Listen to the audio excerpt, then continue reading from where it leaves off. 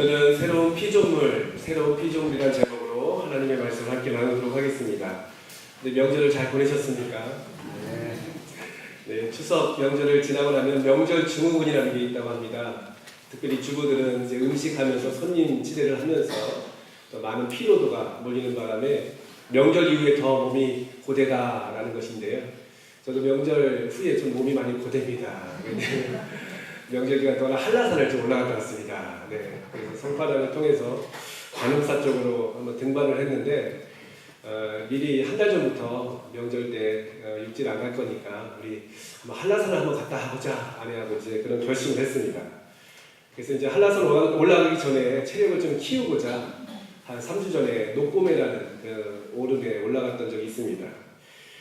참 녹고매 한라산 다 아름다운 하나님이 주신 아름다운 그런 선물이었는데요. 녹고매를 이제 올라갔다가 좀 내려오는 길에 그 등산로 주변에 참 예쁜 버섯이 많다라는 것을 발견했습니다. 제가 발견한 버섯 종류만 한 7, 8종이 됐었거든요. 그래서 사진을 다 찍어왔는데 얼마나 예쁜 버섯이 있는지 모릅니다. 버섯이 어떤 것은 우산처럼 생겼고 또 어떤 것은 예쁜 그러한 어떤 드레스처럼 생긴 그런 버섯들도 있었습니다. 그래서 제가 버섯이 참 예뻐가지고 이거 집에다 갖다 심으면 좋겠다라고 생각했는데 갑자기 아내가 대부분 다 독버섯이야 라고 이렇게 얘기하는 겁니다. 실제적으로 산에 자라는 버섯 중에 우리가 먹을 수 있는 식용버섯은 극히 일부고 대부분 다 독버섯이라고 합니다.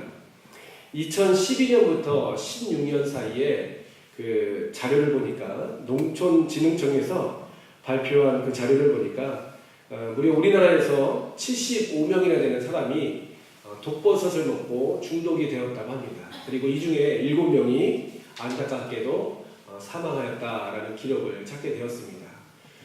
같은 토양에서 자라고 같은 비와 이슬을 맞으며 또 같은 그런 환경에서 자라는 버섯들인데 어떤 버섯은 영지버섯처럼 좋은 우리 몸에 이로운 성분을 만들어내는 반면 같은 토양에서도 어떤 버섯은 사람을 죽이는 독을 만드는 버섯이 될 수 있다는 것이죠.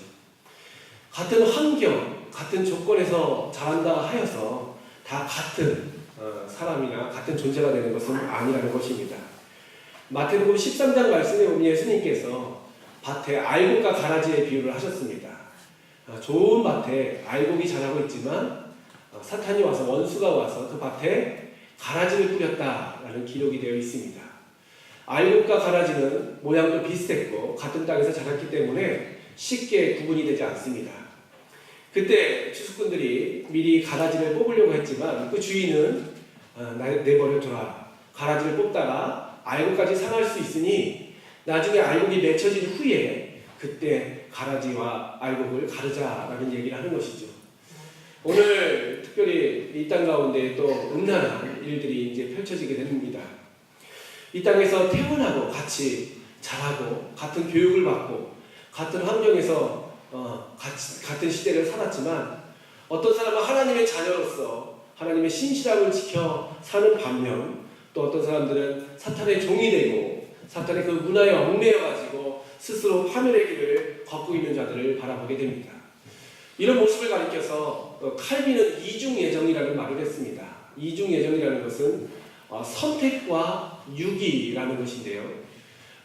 물론 가라지 비유에서는 먼저 알곡이 자라고 있던 밭에 가라지를 뿌렸다라는 표현이 기록되어 있지만 칼빈은 신학적으로 모든 사람이 다 죄인이었지만 유기된 상태였지만 하나님께서 그 가운데 당신의 백성을 택하셨다 해가지고 선택과 유기라는 표현을 통해서 이 땅에 있는 많은 사람들의 그런 어떤 영적인 분류를 했다는 것이죠.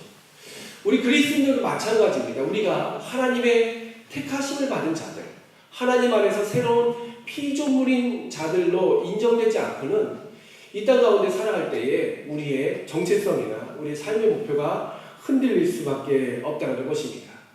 더 나아가서 교회 안에서도 하나님의 택함을 받은 사람들 가운데서도 또 이런 분류를 할 수 있다는 것이죠. 하나님의 마음을 시원케 해드리는 자가 있는 반면 또 하나님의 근심이 되는 자들이 있다라는 것을 우리 또한 기억해야 될 것입니다.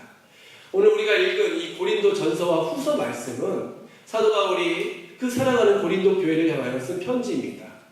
고린도 교회는 하나님의 거룩한 교회였습니다. 하나님께서 택하시고 부르시어서 이 땅 가운데 하나님의 구원의 도구로, 구원의 방주로 세우신 교회임에도 불구하고 바울의 마음 가운데는 늘 근심이 있었습니다. 왜냐하면 하나님의 택함을 받고 선택을 받았던 교회였음에도 불구하고 고린도 교회에는 크게 두 가지의 문제가 있었다는 것이죠.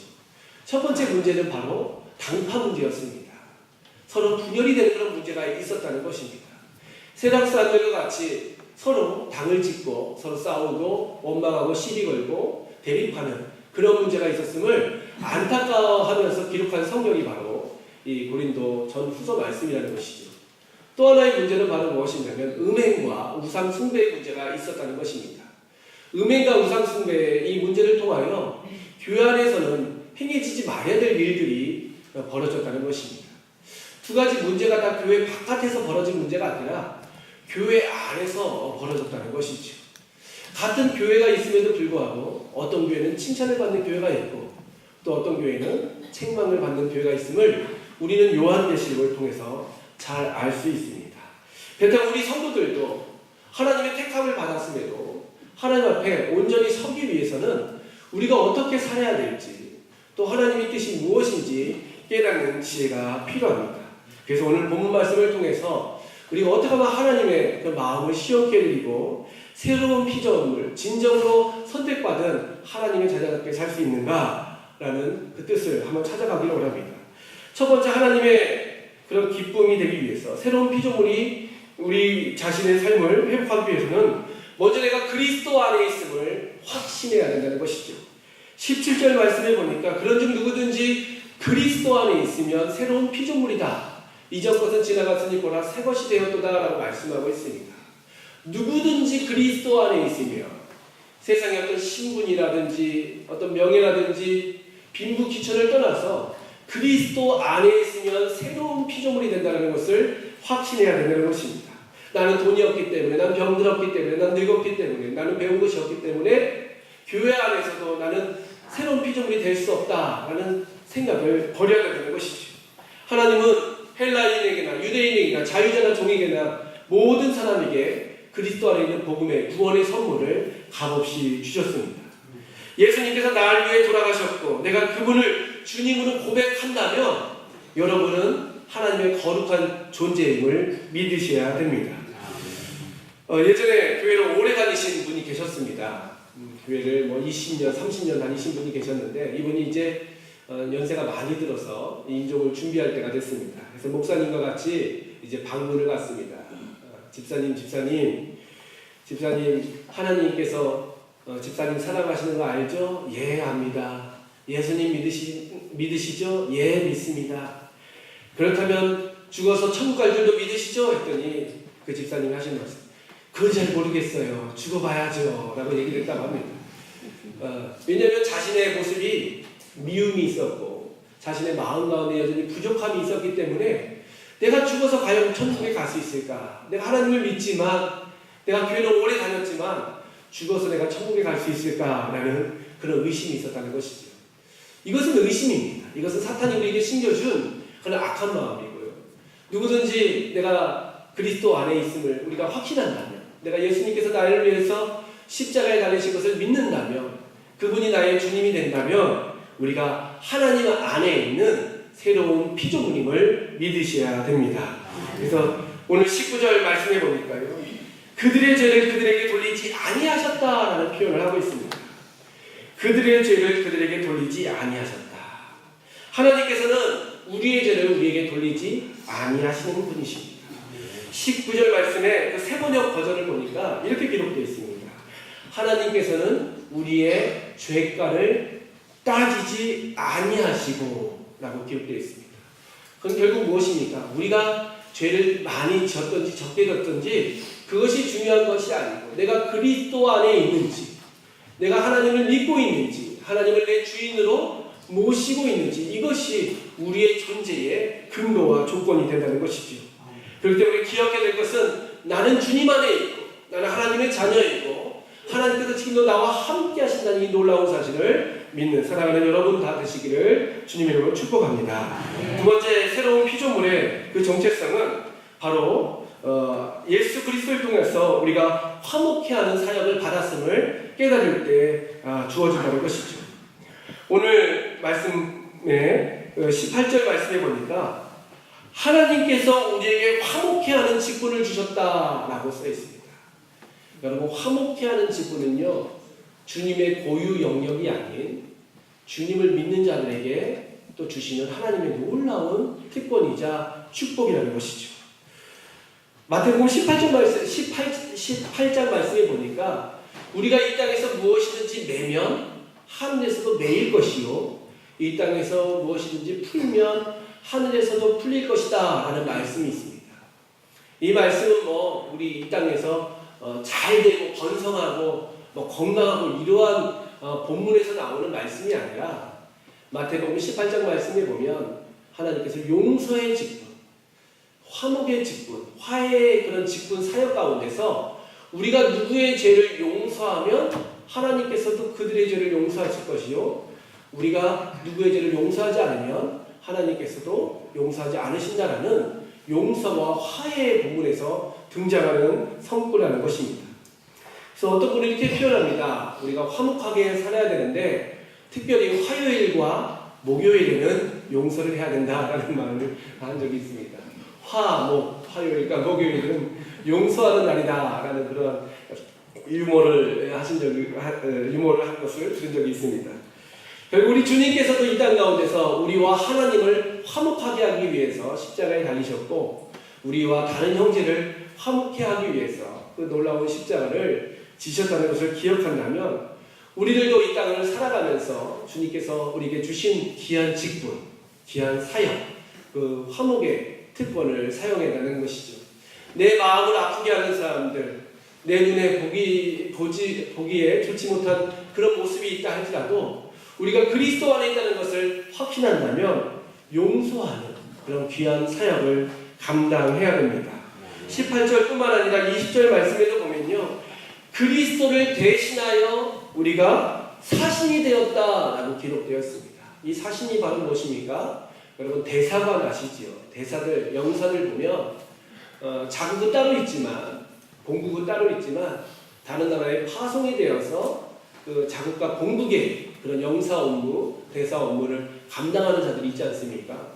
이렇듯 하나님께서 또 예수님께서 우리에게 화목해 하는 그런 놀라운 직분을, 또 사신의 그런 특권을 허락하여 주셨다는 것입니다.